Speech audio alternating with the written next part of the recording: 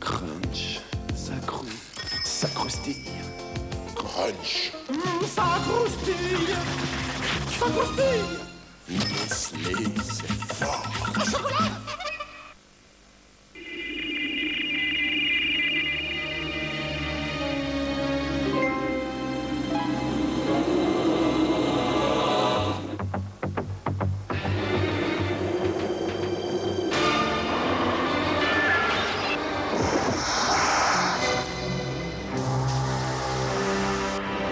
Esso se transforme.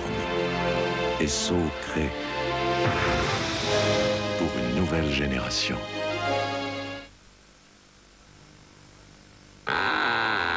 Maintenant.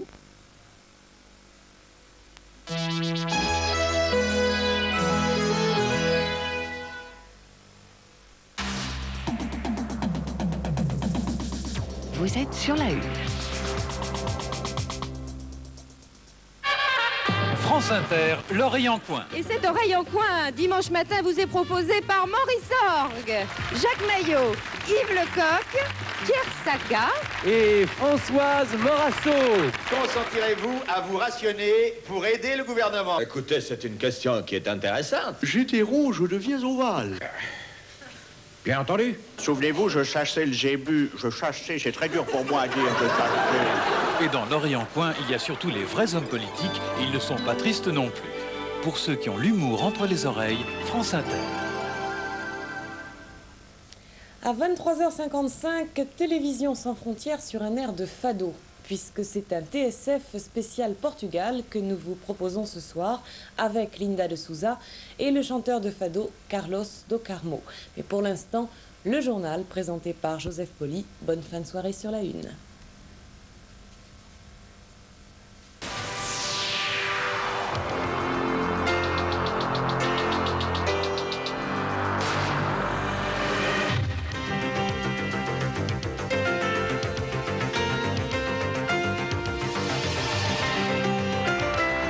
De Corse, la voiture du Finlandais Toivonen et de l'Italien Cresto prend feu, les deux pilotes sont tués. Une semaine après la catastrophe de Tchernobyl, les Soviétiques restent imprécis sur son ampleur, mais les experts français pensent avoir reconstitué le scénario. Nous entendrons Michel Chevalet.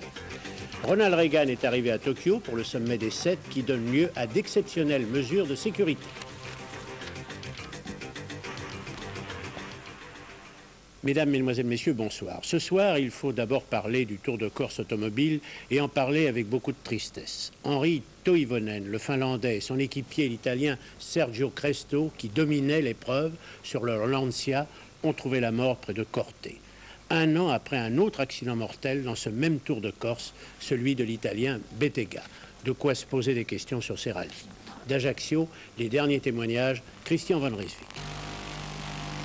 Cet après-midi, quelques minutes après 15 heures, sur la nationale 193, à 5 km de Corte, voici ce qui reste de la Lancia d'Henri Toivonen et de Sergio Cresto. Le rallye s'est arrêté. Fauchille, Saby, Chatriot, Allen et tous les autres sont effondrés. Devant un des organisateurs, Allen finit par exploser.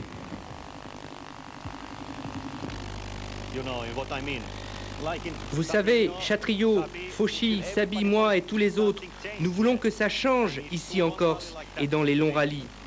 Ici, la sécurité est nulle. Il a fallu attendre 30 minutes l'ambulance et les pompiers. Est-ce que c'est clair? Oui, Marcu Allen, c'est vrai, mais dans ce cas précis, cela n'aurait rien changé. Toivonen et Cresto sont morts sur le coup dans l'explosion de leur voiture.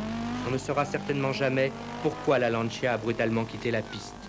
Difficile de croire à une faute de pilotage pour ce garçon de 31 ans, hyper doué au palmarès éloquent. Entre autres, 2 victoires au rallye de Grande-Bretagne et une au dernier Monte-Carlo. Après Attilio Bettega, après les 3 morts du Portugal, après le grave accident de Vatanen, après aujourd'hui la disparition de Toivonen et de Cresto, les rallyes, c'est certain, seront une fois encore remis en question. Inconscience ou même folie consistant à lâcher sur les routes des monstres de 500 chevaux. Impossible de savoir ce soir ce qu'en auraient pensé Henri Toivonen et Sergio Cresto. Ce qui est sûr, c'est que le rallye, c'était leur métier, mais aussi et surtout leur passion, et que passion rime rarement avec raison. Les experts occidentaux considèrent que le bilan provisoire donné par les soviétiques pour la catastrophe de Tchernobyl est exact. Il est de 2 morts, ce bilan, et de 197 blessés, dont 18 graves. Mais à Moscou, le responsable de l'énergie atomique soviétique a admis devant des diplomates occidentaux que cette catastrophe constituait le plus grave accident du nucléaire civil de notre histoire contemporaine. Le satellite franco-suédois Spot, qui a été lancé par Ariane, vous vous en souvenez peut-être, nous a fourni de nouvelles photos qui confirment, Michel Chevalet, votre analyse d'hier. Oui, c'est mon analyse et celle, tout de même, il ne faut pas l'oublier, des spécialistes du CEA et de l'EDF. Alors, ce que je vous propose d'abord, c'est que l'on fasse un petit point sur ce que l'on sait dans cette affaire. Et vous allez voir qu'au départ, on sait fort peu de choses. Nous le regrettons, bien sûr. Ce qui a amené, bien sûr, un tout un tas de suppositions. Et après, on va essayer de reconstituer le scénario. Alors, que sait-on finalement? Eh bien, au départ, on sait que lundi, la radioactivité a brusquement augmenté dans les pays scandinaves, Suède, Norvège et également Danemark. Et les soviétiques n'ont reconnu que 3 jours après qu'effectivement, ils ont montré mardi cette photo, qu'une explosion, un accident, disent-ils, s'était produit dans une de leurs centrales nucléaires. Et cette photo montre que l'un des sommets d'un bâtiment contenant le réacteur numéro 4 a été soufflé. Ensuite, c'est les Américains qui, mardi, montrent cette photo prise par satellite Landsat. Gros plan des installations prises en infrarouge qui permet de voir la chaleur. Là, un des foyers. Nouveau gros plan et on voit une deuxième tâche. Et là, les Américains disent il n'y a pas un réacteur en fusion, mais il y en a un deuxième. En fait, on l'a su après, il y a eu une erreur. Et puis cette tache noire, c'est un nuage, un dégagement inexpliqué. Les Américains disent que c'est la fumée d'une combustion. Ensuite, eh bien, c'est aujourd'hui les photos prises par le satellite Spot lancé par Ariane qui donnent des gros plans très nets, qui eux montrent également un réacteur en point chaud, le lac avec une tache que l'on a marquée en rouge, qui est une tache de chaleur. Et c'est la télévision suédoise, et hélas, pas Ariane Spot, Images à Toulouse, qui nous a confié ces images, mais la télévision suédoise. Et on voit bien sur cette photo, qui est tout de même très belle, un gros plan d'un réacteur qui a été éventré. Voilà ce que l'on sait, je dirais. Tout le reste, mon cher Joseph, ce ne sont que suppositions. Alors on y a été de 2000 morts, on y a été de 200 morts. Non, il faut être très raisonnable.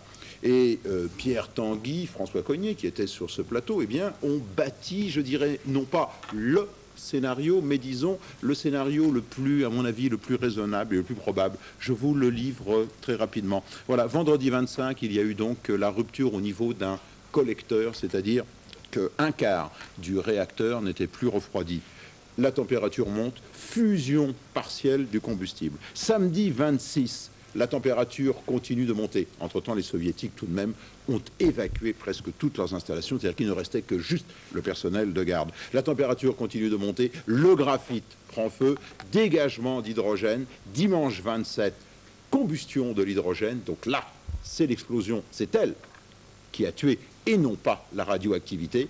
Les substances radioactives se répandent dans l'air, ce qui donne de l'épalage. Voilà, disons, ce qui s'est passé. Je ne veux pas, et les spécialistes ne veulent pas, minimiser. C'est très grave ce qui s'est passé, mais ce n'est tout de même pas l'apocalypse qui s'est produit en Union soviétique. Reste que tout de même, c'est très grave, que la situation est sérieuse, que les soviétiques auront énormément de mal à pénétrer dans cette enceinte, mais que, et je crois qu'ils ont raison quand ils disent qu'à Kiev, la population n'a pas été inquiétée. Disons, Kiev, la centrale nucléaire, c'est Paris à Orléans, pour situer les choses.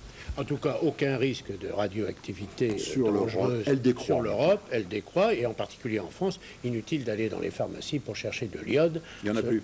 Il n'y en a plus, mais cela ne sert absolument à rien.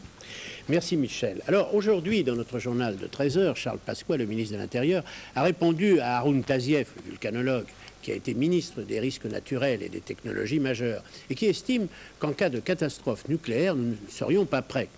Il lui a répondu, Charles Pasqua, que lorsqu'il était au gouvernement, Haroun Tazieff n'avait pas fait de propositions pratiques dans ce domaine. Je ne dis pas que tout est parfait, a ajouté Charles Pasqua, mais 25 points de contrôle existent sur le territoire national avec des unités d'intervention. Et justement, Yves Vallet a rencontré les responsables de ces unités d'intervention.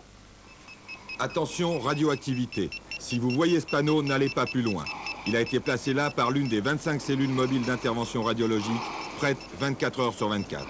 Ces cellules font partie des brigades de sapeurs-pompiers habitués à toutes sortes d'événements critiques. Gérer la crise, c'est donc avoir un plan d'action précis. Nous avons aussi bien un plan d'action précis pour tout acte de terrorisme que pour tout risque technologique moderne, comme bien sûr la radioactivité. Il existe sur toute la France un réseau de surveillance permanente de la radioactivité ambiante. En cas de niveau alarmant, le plan Orsec-Rad est mis en œuvre. Les premiers sur les lieux sont bien entendu les pompiers. Quand la zone de radioactivité aura été détectée, elle sera marquée avec des moyens, un moyen banal comme des chaînes particulièrement, ou éventuellement par des moyens automatiques. Ensuite, la décontamination, c'est le problème du commissariat de l'énergie atomique ou de l'Institut Curie. En ce qui concerne les sapeurs qui sont intervenus dans la zone, eh bien nous créerons localement une chaîne de décontamination pour les mettre à l'abri. Ronald Reagan est arrivé à Tokyo pour le sommet des 7. Un sommet dont la raison d'être est l'examen de l'économie mondiale, mais un sommet où l'on parlera à la fois de la catastrophe de Tchernobyl et du terrorisme international. Et puis, pour la France, vous voyez là l'arrivée de Ronald Reagan, et puis pour la France, ce seront de nouveaux travaux pratiques de la cohabitation, puisque François Mitterrand et Jacques Chirac s'y rendront. Bien entendu, la police nippone est sur les dents depuis longtemps et elle est prête à toute éventualité, comme nous le montre l'entraînement des incorruptibles japonais auquel a assisté Maurice Olivari. Au beau milieu d'un cortège officiel, 2 voitures choisissent pour cible l'un des hôtes étrangers. D'abord, maîtriser les agresseurs,